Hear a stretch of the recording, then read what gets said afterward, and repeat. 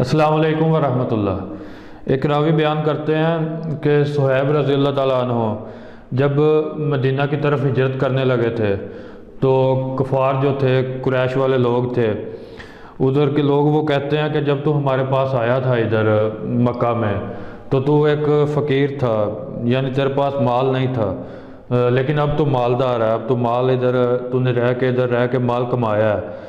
تو کہتے ہیں کہ ایسے نہیں ہو سکتا کہ تو یہ مال ساتھ لے جائے، ادھر سے چلا جائے اور مال بھی ساتھ لے جائے۔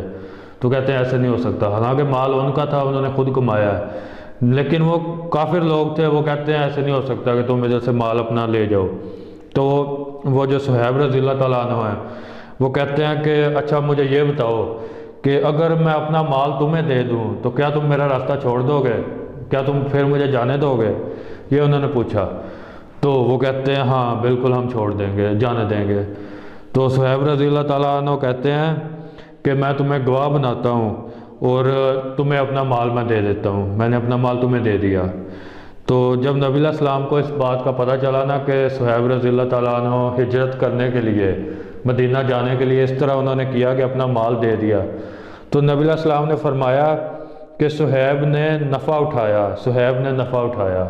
نبی علیہ السلام نے ان کے لیے یہ الفاظ کہے کہ ان کی تعریف کی کہ صہیب نے نفع بخش کام کیا ہے، یہ اچھا کام کیا ہے کہ چلو مال چھوڑ دیا لیکن اپنے ساتھیوں سے آگے ملنا چاہتے تھے، اسلام قبول کیا ہے، لہٰذا وہ چاہتے تھے کہ میں اپنے لوگوں کے ساتھ رہوں، کافروں کو چھوڑ دیا، مال بھی دے دیا، مال کی پرواہ بھی نہیں کی، چلو چلتے ہیں مدینہ ہجرت کرنی ہے، لہٰذا وہ چلے گئے، اپنا مال چھوڑ کے چلے گئے۔ تو یہ تھا صہیب رضی اللہ تعالیٰ عنہ کا واقعہ، جنہوں نے اپنے مال کی پرواہ کیے بغیر اسلام کے لیے ہجرت کی۔ تو یہ ایک اسلامی واقعہ تھا۔